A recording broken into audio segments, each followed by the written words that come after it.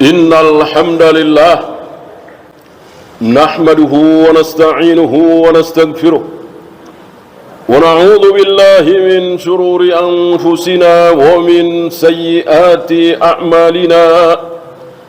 Man yahdihillahu fala mudilla lahu wa man yudlil fala hadiya lahu. Asyhadu an la ilaha illallah wahdahu la syarika lahu wa asyhadu anna Muhammadan abduhu wa rasuluhu wa ba'd. Fa inna khairal kalami kalamullah wa khairal hadyi hadyu Muhammadin sallallahu alaihi wa alihi wasallam wa syarral umuri muhdatsatuha fa inna kulla muhdatsatin bid'ah wa kulla bid'atin dalalah wa kulla dalalatin finnar. Jamaah Jumat azzakumullah, pernah pada satu ketika di muka bumi ini tidak ada satupun orang Kristen, tidak ada satupun orang Hindu, tidak ada satupun orang Buddha, Konghucu, Yahudi, Nasrani, tidak ada. Seluruh manusia hari itu Muslim, menyembah Allah satu-satunya. Kapan? Ketika hari pertama Adam dan Hawa diturunkan di muka bumi. Beliau berdua adalah Muslim dan Muslimah, menyembah Allah satu-satunya. Agamanya sama dengan agama Nabi kita Muhammad alaihi salatu wassalam. Rukun imannya sama. Setahun, 2 tahun, 10 tahun, 100 tahun, 300 tahun, 500 tahun, 700 tahun, keadaan masih sama.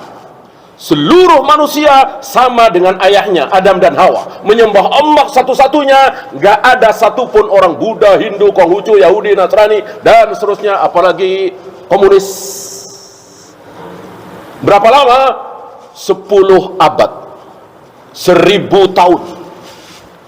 Ini yang dimaksud oleh Allah, yang Allah abadikan dalam Al-Quran. Kanan nasu ummatan wahidatan. Setidaknya ada 2 surat yang memuat ayat ini. Kanan nasu ummatan wahidatan. Dulu manusia umat yang bersatu padu. Dulu manusia itu satu umat. Dulu kapan? Tadi 1000 tahun pertama manusia. Kenapa dikatakan manusia hari itu bersatu, tidak berselisih? Karena semua menyembah Allah satu-satunya. Tidak ada yang berbuat syirik. Tidak ada agama kecuali Islam. Persis seperti agama Nabi kita Muhammad sallallahu alaihi wasallam dan seluruh para nabi, para rasul yang 124.000 itu sama. Sama-sama menyembah Allah satu-satunya, sama-sama salat, sama-sama saum. Tentang saum kita tidak ragu lagi. Kama kutiba 'alal ladzina min qablikum. Kita tidak ragu dengan Al-Baqarah 183 ini, bahwa puasa juga diwajibkan kepada nabi-nabi sebelum engkau ya Muhammad. Berarti Nabi Isa, Nabi Musa, Nabi Ibrahim, terus sampai Nabi Adam, semuanya saum, semuanya puasa. Lihat, hari ini hanya kaum muslimin, hanya umat Muhammad SAW yang meneruskan kebiasaan para nabi, para rasul. Di luar itu sesat, di luar itu keliru, di luar itu salah. Maka Allah tegaskan, ketika Nabi Muhammad alaihi salatu wassalam sudah diutus, maka sudah tidak boleh ada agama lagi. Tidak ada agama yang benar kecuali Islam. Tidak ada ajaran yang benar kecuali ajaran Nabi Muhammad alaihi salatu wassalam. Kecuali ketika zaman Nabi Ibrahim, bolehlah mengikuti syariat Nabi Ibrahim. Ada sedikit perbedaan masalah fikih, ada sedikit perbedaan masalah buang najis. Kalau kita harus dicuci, hilang baunya, rasanya, warnanya. Syariat Nabi Musa harus dipotong, harus dibuang. Di zaman Nabi Lut boleh menikahi 2 wanita sekaligus dan dua-duanya kakak beradik. Istri Nabi Lut dua-duanya kakak beradik. Syariat Nabi kita tentu tidak boleh. Syariat Nabi Ibrahim sampai ke Nabi Yusuf, barang siapa yang mencuri lalu ketahuan, maka dia harus menjadi budak. Budaknya siapa? Budak orang yang hartanya dia curi. Syariat Nabi kita tidak seperti itu, tapi dipotong tangan. Itulah sedikit perbedaan. Adapun salat, saum, apalagi akidah, manhaj, semuanya sama. mentauhidkan Allah, menyembah Allah satu-satunya, tidak ada perbedaan. Bahwa siapa yang percaya dengan dukun, jimat, kuburan keramat, maka dia syirik, tidak akan diampuni. Innallaha la yaghfiru ayyushraka bihi wa yaghfiru ma duna dzalika liman yasha. Allah tidak akan mengampuni dosa orang yang berbuat syirik. Allah akan mengampuni dosa apapun selain syirik bagi orang yang Allah kehendaki. Dari Nabi Adam sampai Nabi Muhammad alaihi wassalatu wassalam, semuanya sama. Semuanya sama. Nah, selama 1000 tahun inilah dinyatakan oleh Allah, kanan nasu ummatan wahidatan, manusia itu bersatu, tidak bercerai-berai. Taulah kita dari sini persatuan yang sesungguhnya menurut Allah dan Rasulnya itu apa? Ketika seluruh manusia menyembah Allah satu-satunya, tidak ada yang berbuat syirik, itulah bersatu.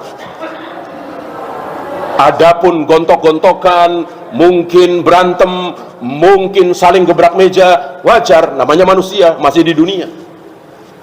Jangankan kita, para nabi, para rasul pernah berselisih. Insya Allah antum dengar bagaimana perselisihan antara Nabi Musa dengan Nabi Harun, sampai Nabi Harun dipegang jenggotnya oleh Nabi Musa demi melihat sebagian Bani Israel dikelabui oleh Samiri menyembah anak sapi. Bahkan Jibril dan Mikail, dua malaikat, pernah berselisih. Tidak ada manusia yang tidak berselisih kecuali nanti di surga. Aqulu qawli hadza astaghfirullah li wa lakum.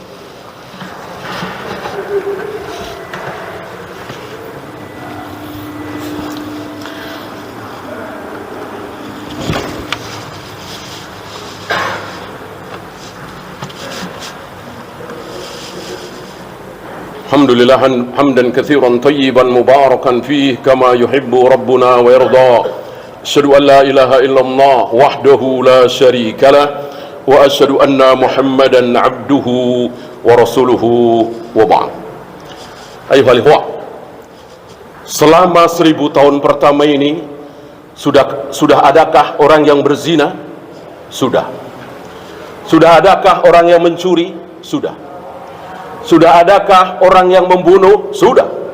Bahkan tidak tanggung-tanggung abang membunuh adiknya, diabadikan oleh Allah dalam surat Al-Baqarah. Okay. Tapi yang belum pernah ada di 1000 tahun pertama ini adalah apa? Syirik, menyekutukan Allah satu-satunya.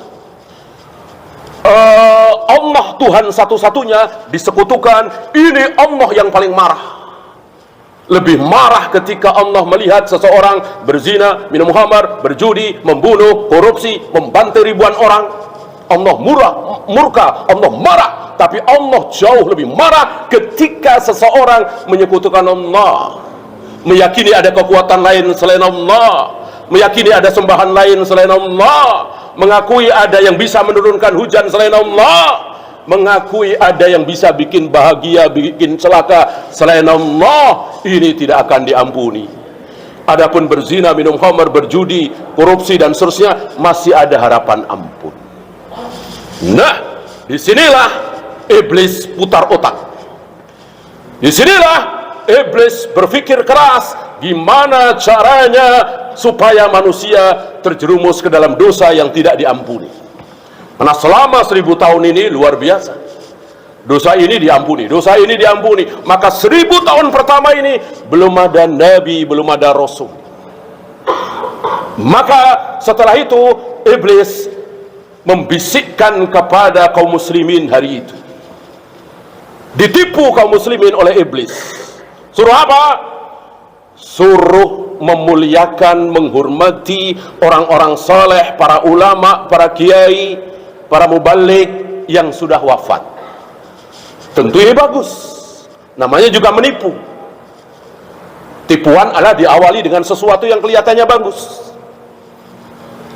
Siapa yang tidak cinta, yang tidak ingin memuliakan orang-orang saleh, para dai, ya kan? Nah, tapi iblis membisikkan dengan cara apa? Bikin patung, bikin patungnya. Iblis adalah makhluk pertama yang menyuruh manusia membikin patung. Maka dibikinlah patung-patung itu, patung orang soleh. Patungnya Yagus, Ya'uq, Suwa, Wat, Nasr. Nama-nama ini diabadikan oleh Allah di surat Nuh. Antum bisa baca. Mulailah kaum muslimin hari itu tertipu. Niatnya baik, menghormati orang-orang saleh, para dai, para ulama yang sudah wafat, dengan cara keliru membikin patung mereka. Apakah patung itu langsung iblis suruh untuk disembah? Tidak. Tidak, iblis tidak bodoh, iblis lihai. Ya. Wa tala alaihimul amad. Ketika waktu berjalan entah berapa puluh, berapa ratus tahun, lama patung itu disembah. Nah, disinilah kesuksesan pertama iblis menipu kaum muslimin, berbuat syirik pertama kali. Setelah kejadian ini tidak berlaku lagi ayat tadi, kanan nasu ummatan wahidatan, manusia sudah tidak bersatu lagi.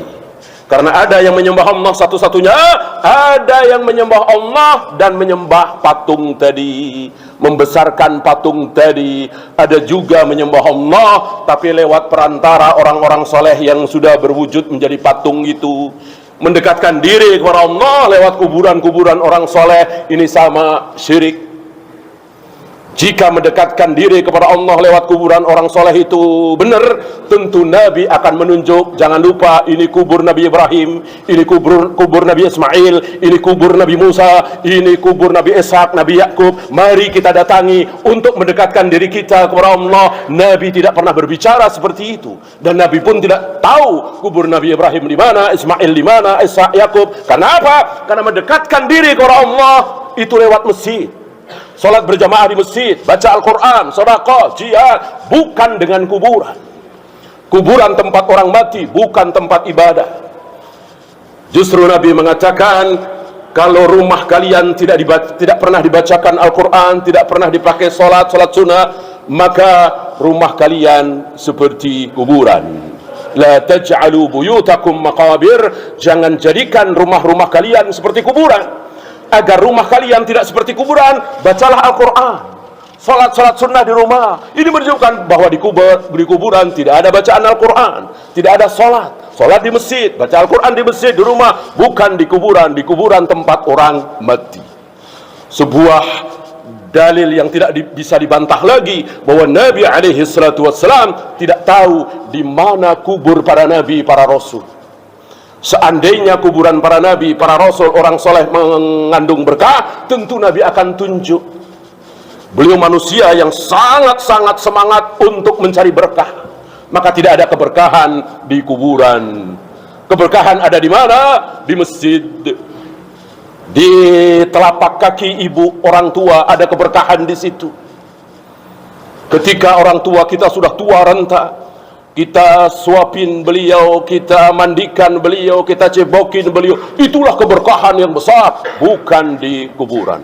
Allahumma salli ala Muhammad wa ala ali Muhammad kama sallaita ala Ibrahim wa ala ali Ibrahim innaka Hamidum Majid. Allahumma ighfir lil muslimina wal muslimat wal mu'minina wal mu'minat al ahya'i minhum wal amwat. Rabbana la tuzigh qulubana ba'da idh hadaytana wa hab lana min ladunka rahmah innaka antal wahhab. Rabbana آتنا في الدنيا حسنة وفي الآخرة حسنة وقنا عذاب النار.